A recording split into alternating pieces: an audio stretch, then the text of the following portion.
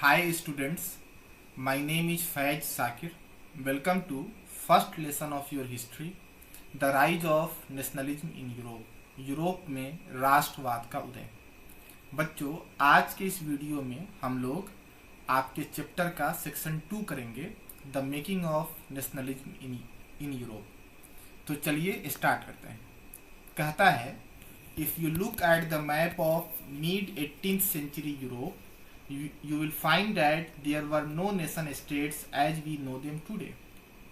यहाँ पर कह रहा है कि अगर आप यूरोप का मिड 18th सेंचुरी का अगर आप नक्शा देखेंगे, मतलब 1750 का अगर आप मैप देखिए, तो आप पाएंगे कि यूरोप में कोई भी नेशन स्टेट नहीं था। आज की तरह फ्रांस, जर्मनी, इटली वगैरह जैसे जो है वो नेशन स्टेट नहीं थे। मैंने आपको इसके पहले वाले वीडियो में भी बताया था कि नेशन स्टेट का कॉन्सेप्ट जो है वो बहुत नया कॉन्सेप्ट है, यह फ्रेंच रिवॉल्यूशन से आता है।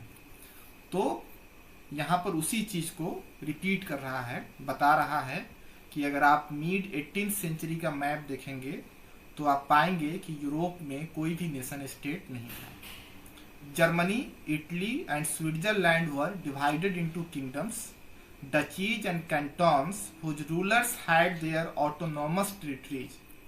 यहाँ पर कह रहा है कि जर्मनी, इटली और स्विट्जरलैंड जो है वो किंगडम्स में, डचीज में और कैंटन्स में बटे हुए थे। डचीज का मतलब समझ लीजिए, किसी भी देश या किसी भी क्षेत्र पर जब ड्यूक रूल करता है तो वह डचीज कहलाता है।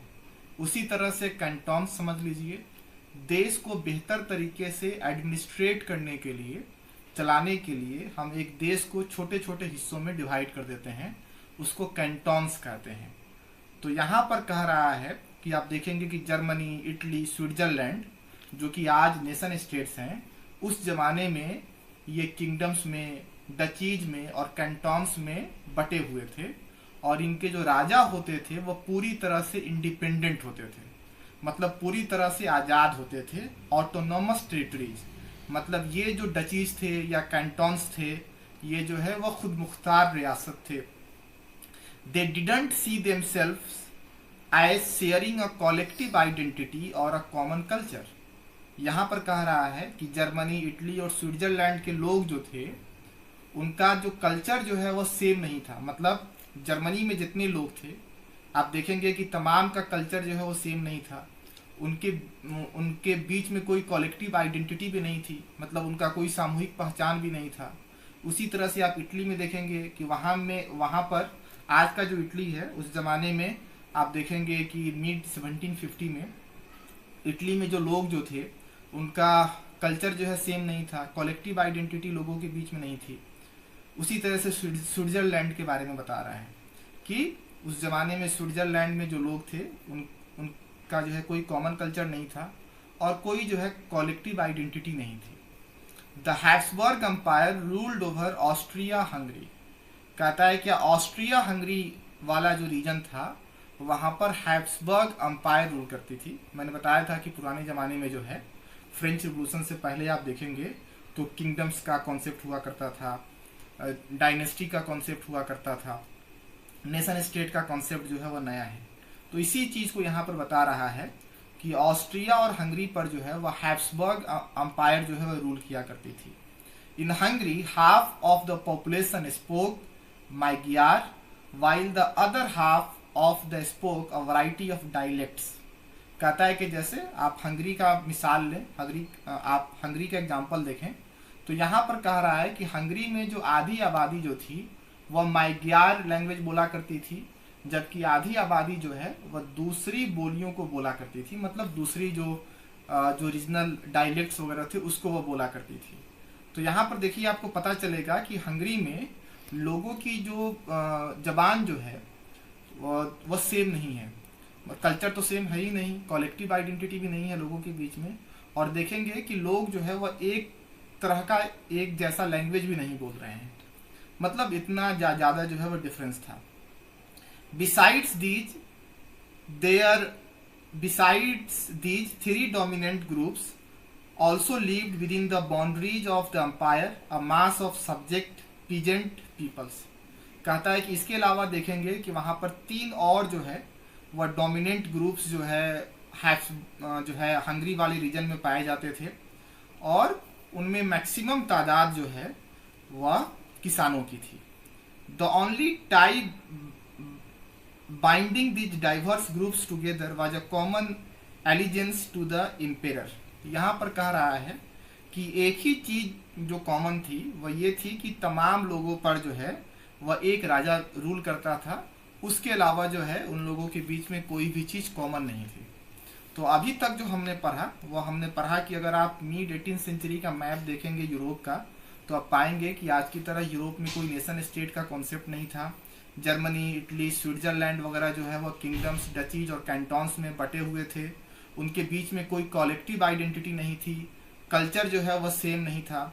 फिर आप देखेंगे कि हैब्सबर्ग एम्पायर जो है वो ऑस्ट्रिया और हंगरी पर रूल करता था। हंगरी का अगर आप एग्जाम्पल देखें तो आधी आबादी जो है वो मैग्यार बोला करती थी, और आधी आबादी जो है वह दूसरे रीजनल जो लैंग्वेजेस जो थे उसको बोला करती थी। उसके अलावा कहता है कि अगर आप देखेंगे कि जो हैब्सबर्ग एम्पायर जो था उसके अंदर जो है 3 डोमिनेंट्स ग्रुप्स रहा करते थे, जिसमें मैक्सिमम आबादी जो है वो किसानों की थी। एक चीज जो इनके अंदर कॉमन थी वह ये थी कि इन पर राजा जो है वह एक ही रूल किया करता था।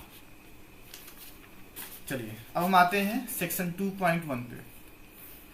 कहता है क्या, socially and politically a landed aristocracy was the dominant class on the continent.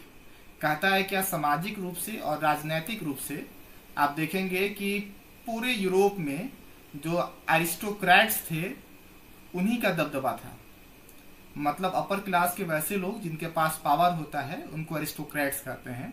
तो कहता है कि यूरोप में जो है सामाजिक रूप से या पॉलिटिकली जो है, सोशियली और पॉलिटिकली एरिस्टोक्रेट्स जो है वो डोमिनेट करते थे। The members of this class was united by a common way of life that cut across regional divisions.